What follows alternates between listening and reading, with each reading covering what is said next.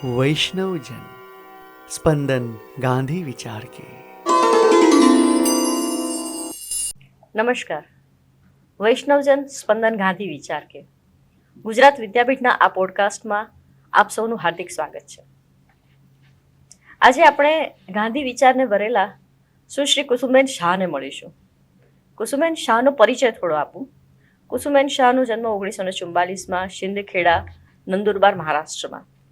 નંદુરબાર અને મુંબઈમાં એમનું શિક્ષણ થયું. ઓક્ટોબર 1965થી સન્નિધિ રાજઘાટ, નવી દિલ્હીમાં આચાર્ય કાકા સાહેબ કાલેલકરની સાથે રહીને એમણે હિન્દી, મરાઠી, ગુજરાતીમાં લેખન કાર્ય કર્યું અને એમની સહાયતા કરી તથા એમના પુસ્તકાલયમાં પણ કાર્યરત રહ્યા.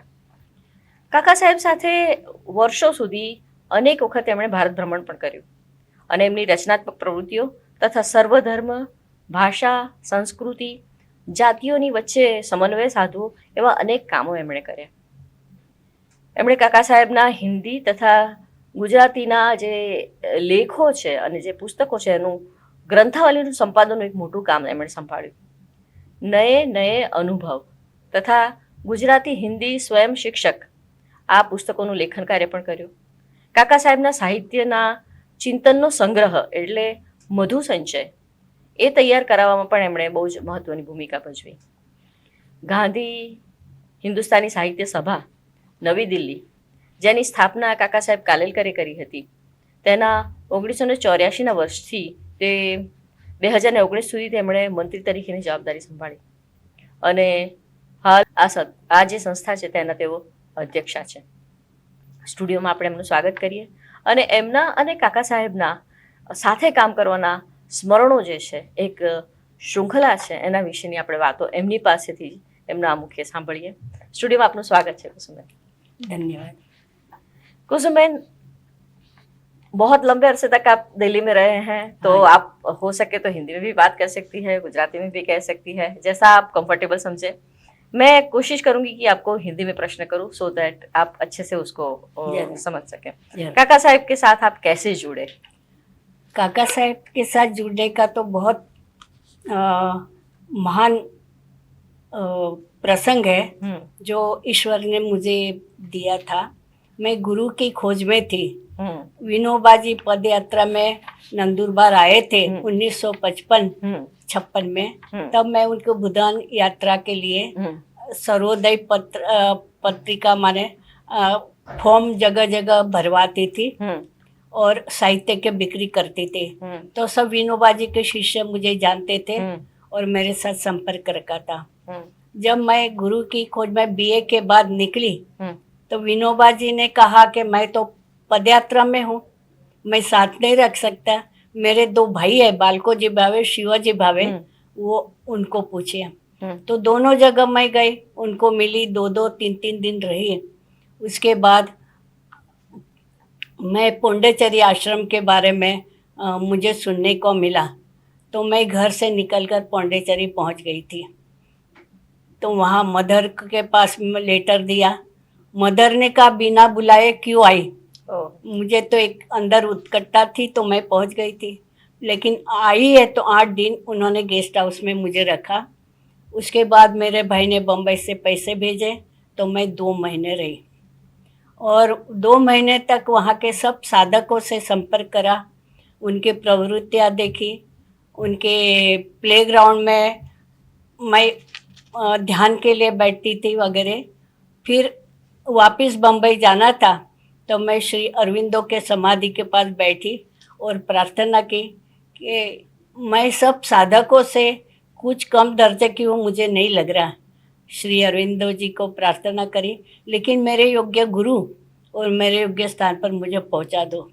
तो बम्बई जाते ही वो विनोबा जी के शिष्य ने मुझे लिखा है काका साहेब कालेलकर भी ऐसे ऐसे है, वो बम्बई आ रहे, तुम मिलो, उनसे भी अमुक लाभ मिल सकता है. प्रवास में जाना, उनका प्रकृति दर्शन के बारे में जानने के लिए काफ़ी कहा.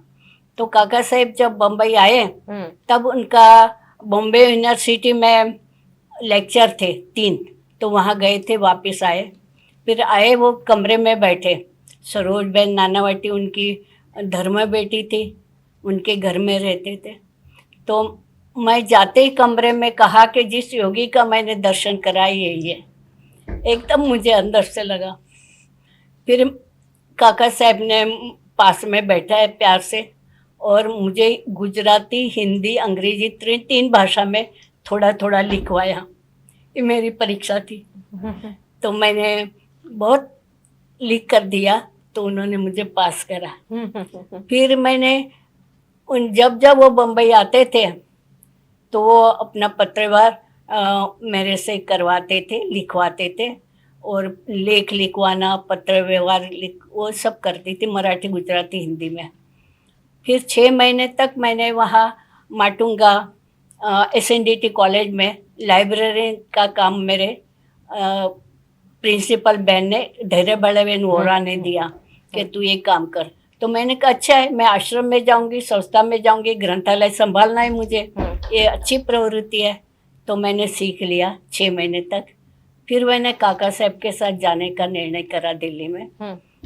तो काका साहब मुझे 24 तारीख अक्टूबर 1965 में ले गए दिल्ली। साथ में सरोज बहन थी, काका साहब थी, और एक धर्मा बेटी फिरोजा बहन वकील थी। हम सब गए दिल्ली, और जाते मुझे लगा कि मैं तो एक विशाल परिवार में आ गई हूँ, क्योंकि फ्रीडम का फाइटर रहना बेन तैयब जी वहाँ थी, हसमुख भाई व्यास थे, अमृतलाल नानावटी थे, वगैरह सब थे। और थोड़े दिन में उनके 1 दिसंबर उनका बर्थडे राष्ट्रपति भवन में मनाया गया था। तो हिंदी वालों ने संस्कृति के परिव्राजक एक ग्रंथ उनको अर्पित करा। तो इतने लोगों से परिचय हुआ। मैंने कहा देखो पहले फंक्शन में मुझे कितना बड़ा लाभ मिला, और सब काका साहब के परिवार, विशाल परिवार से संपर्क हुआ, बहुत खुशी हुई। तब से फिर काका साहब के साथ रहना, उनके साथ भोजन करना, और उनके पास जो जो लोग आए उनकी बातें सुनना, ये मेरा काम था। और मुख्य तो 30,000 किताबों का ग्रंथालय था, वो मैंने अरेंज करा नए ढंग से। और वो काका साहब जब भी बातें करते थे, कोई किताब मांगते थे, तो मैं फटाफट दे देती थी। बहुत खुश होते थे कि कुसुम ने कितना अच्छा ग्रंथालय अरेंज करा, विषयवार करा था मैंने। तो ये काका साहब की प्रवृत्तियाँ। फिर उनको वो मेरी छोटी छोटी बातों से ट्रेनिंग करते थे। अच्छा। माने अलमारी खोली मैंने और पूरी बंद नहीं करके रखी, तो वो समझाते थे कि बंद करके रखना चाहिए। ऐसे छोटी छोटी बातों में मेरी ट्रेनिंग चलती थी। फिर घूमने जाते थे। गांधी जी ने कहा कि काका ज्यादा जीना है तो सुबह 20 मिनट घूमना है, शाम को 20 मिनट घूमना है। तो काका साहब ने नियम आखिर तक चलाया। काका साहब ने 21 अगस्त 1981 में शरीर छोड़ा, तो उनके 2 दिन तक ये नियम चलाया था। और जाते जाते हमेशा सूरज का दर्शन होता था, सूर्योदय होता था, तब सूरज दिखता था, शाम को आथमता था, तब तो गायत्री मंत्र बोलते थे। ये सब उनके साथ का मुझे बहुत लाभ मिला। और प्रवास को ले जाते थे, कहते सच्ची शिक्षा तो मेरे पिताजी ने पत्र लिखा, कुसुम का क्या भविष्य है, तो उन्होंने कहा प्रवास करेगी, मेरे सब जानेंगे, ये सच्ची शिक्षा है, उसकी केळवणी है। तो ये सब लाभ मिला मुझे। सब प्रवास में पूरा भारत में मैंने गांधी जन्म शताब्दी में तो सौराष्ट्र, गुजरात, वही फिर वह सब केरल वगैरह, बंगाल, आसाम, नागालैंड, त्रिपुरा, मणिपुर, सब जगह में मुझे लेकर घूमे। तो इतने महापुरुषों का दर्शन हुआ मुझे, उनकी बातचीत सुनने वाला, तो मैं तो धन्य धन्य हो गई कि कितना बड़ा लाभ है ये काका साहब के साथ जाने आने से। काका साहब के प्रौढ़ अवस्था में मैं गई थी 81 साल में। तो मुझे तो उनका वात्सल्य मिला। सुना था कि वो बहुत सिद्धांत में स्ट्रिक्ट थे, कड़क थे, लेकिन मेरे साथ तो हमेशा वात्सल्य का ही अनुभव मुझे हुआ है। एक काका साहब का संबंध है। बहुत अच्छा, बहुत अच्छा। कुसुम, आपने उनके साथ कौन कौन से अलग अलग कार्य किए? काका साहब का तो सर्वधर्म समन्वय मुख्य कार्य। अच्छा। सर्वधर्म, भाषा, जाति, संस्कृति, आखिरी अवस्था में उन्होंने वही मुख्य कार्य लिया था। और वो प्रचार करते थे कि सर्वधर्म समन्वय के युवा लोग मिशनरी मिले और पूरे दुनिया में इसका प्रचार करें। और बहनों को कहते थे कि समन्वय की सेविकाएं है, स्त्रियां ही समन्वय कर सकती थी। बिल्कुल बिल्कुल वो बिल्कुल तो सही बात। उसी प्रचार में भी लगे रहते थे, तो वही उनके मुख्य कार्य था। और उनके साथ लिखने का कैसे शुरू हुआ, मतलब उनका लेखन में सहाय करना और फिर उनके बारे में लिखना? काका साहब ने मुझे कोई काम नहीं बताया। अच्छा।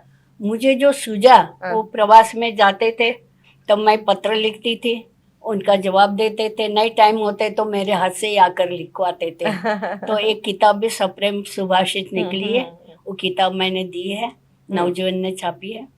तो वो किताब में काका साहब अलग अलग ढंग से मुझे सुझाते थे। अच्छा। और मैंने कहा अभी बैठे बैठे उनकी अलमारी खोलकर मैं देखती थी, उनकी डायरिया, पत्र व्यवहार सब मैं देखती रहती थी। उनके फोटोज वगैरह, तो एल्बम तैयार करना, उनकी डायरिया तैयार करना, ये सब मैं करती रहती थी, ये सब काम। तो और उनके बेटे हाँ सतीश भाई, बाल भाई मुझे से इतना विश्वास करते थे कि कुसुम के पास एक चीज जाए तो खो नहीं जाएगी।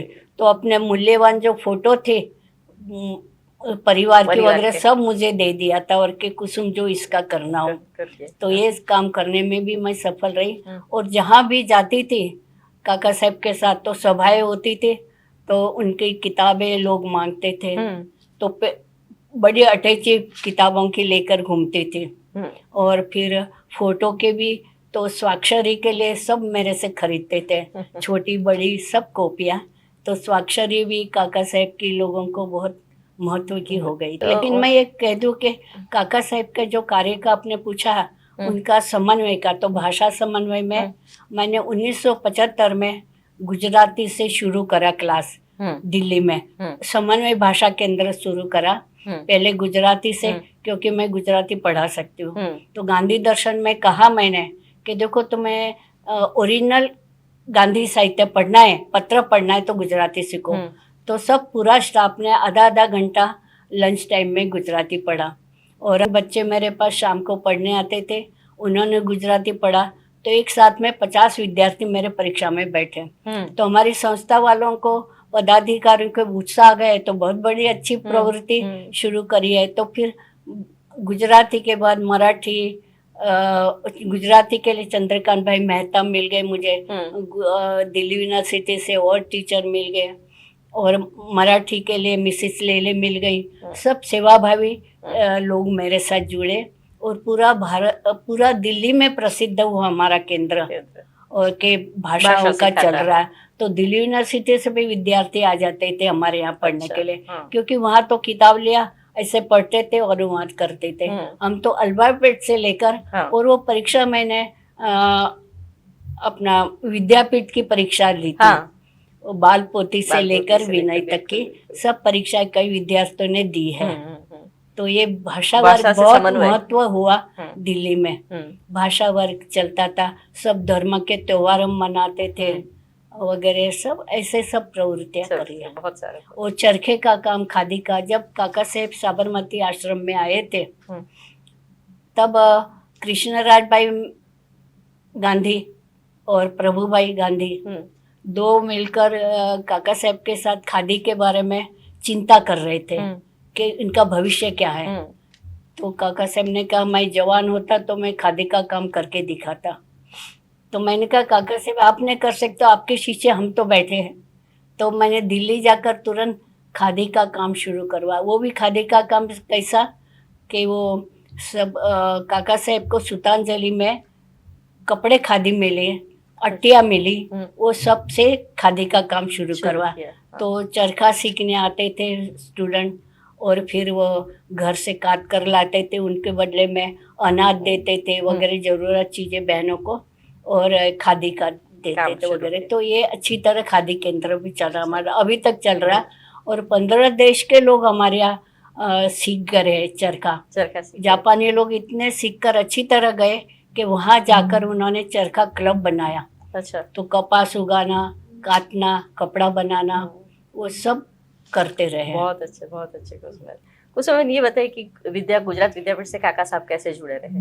काका साहब के बारे में तो आप सब जानते हैं, तो भी मुझे जो जानकारी काका साहब के है वो मैं थोड़ा बताती हूँ। बिल्कुल बताइए। काका साहेब के जीवन में महत्व की प्रवृत्ति उसमें मैंने गुजरात विद्यापीठ की थी।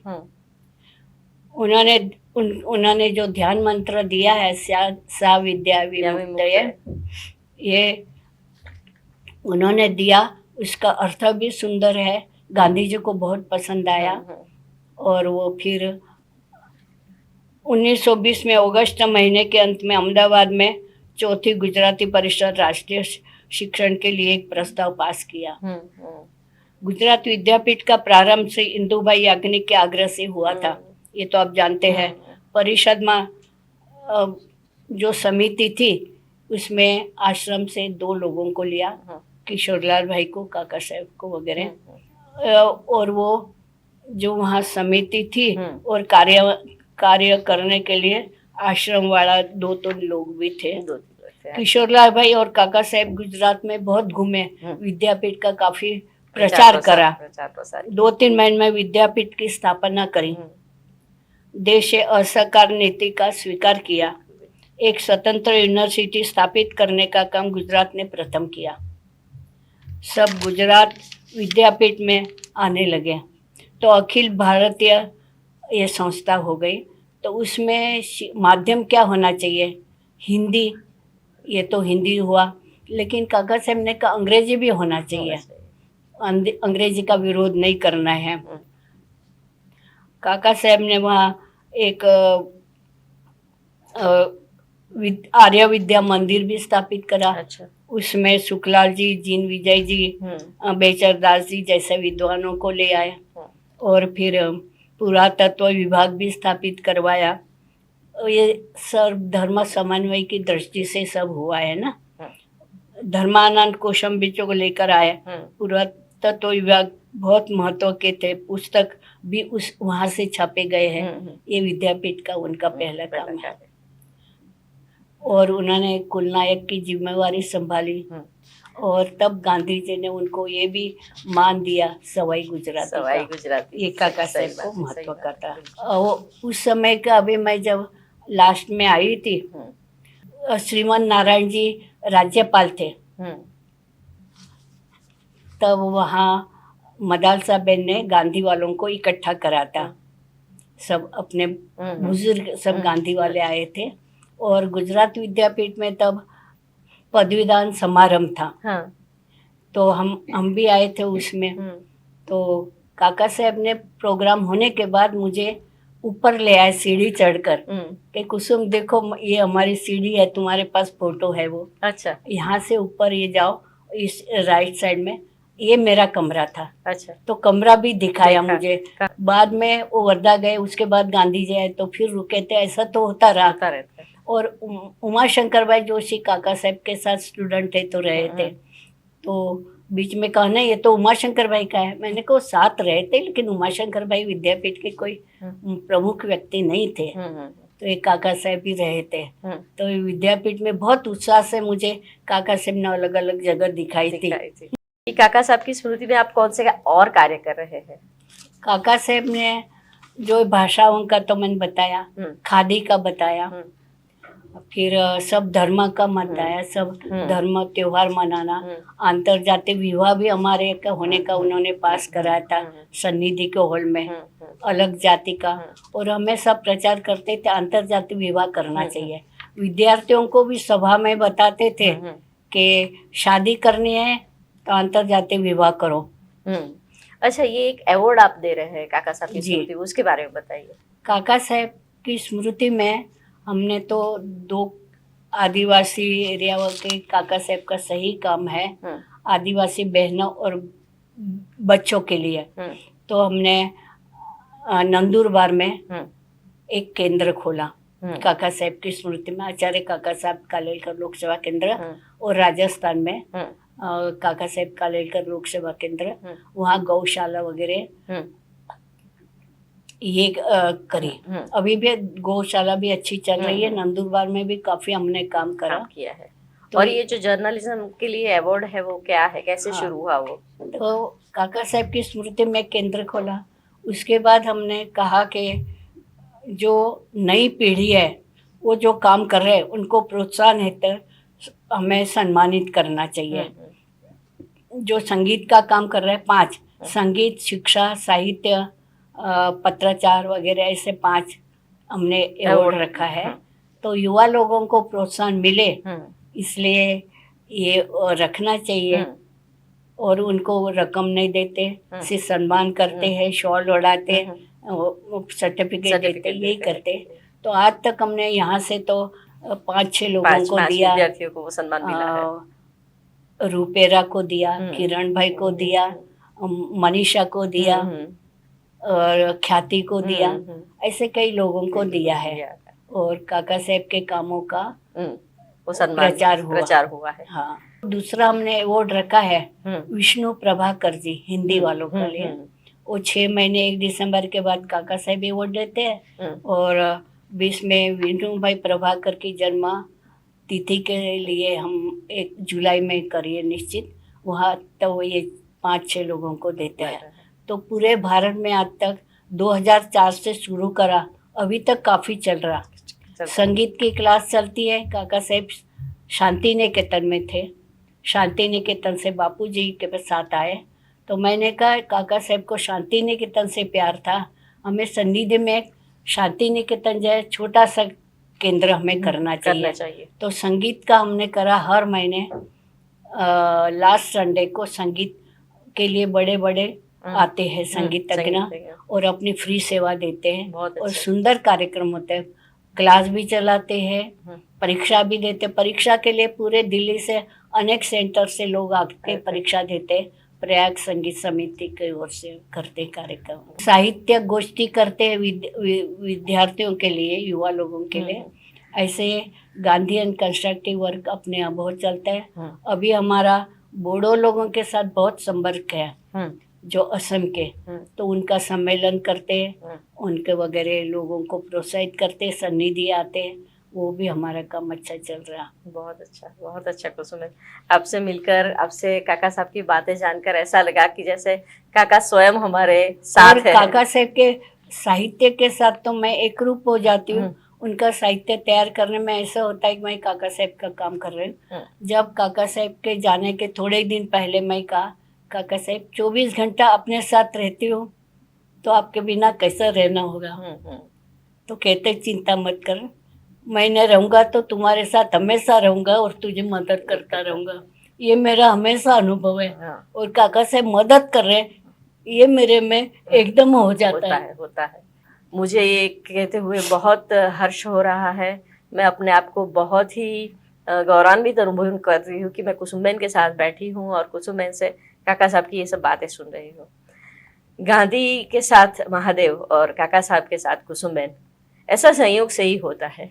कोई महापुरुष अपने बारे में क्वचित ही लिखता होगा, पर उनके साथ उनके जो फॉलोअर्स हैं उनके बारे में बहुत लिखते रहते हैं। जैसा गांधी के बारे में महादेव ने किया, वैसा काका साहब के बारे में कुसुमबेन ने किया। एक समर्पण, एक पूरी एक जिंदगी दे देना यूं ही नहीं होता, ईश्वर का कोई संकेत होता है।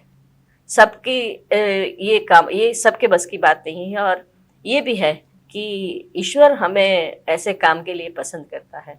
तो महादेव का गांधी के लिए पसंद होना, कुसुमबेन का काका साहब के लिए पसंद होना, ईश्वर की सम्मति होना और नियुक्ति होना, ये सब यूं ही नहीं हो जाता। ये कोई ईश्वरी संकेत है कि ऐसे महानुभाव के फॉलोअर्स हमें मिलते हैं और उनकी बातें हम जानते हैं।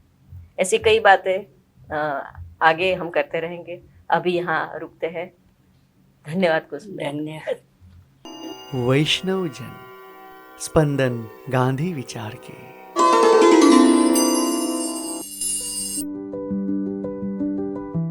ગુજરાત વિદ્યાપીઠનું વૈષ્ણવજન સ્પંદન ગાંધી વિચારના પોડકાસ્ટ વિવિધ ક્ષેત્રના તજજ્ઞો સાથે સાર્થક સંવાદ કરે છે।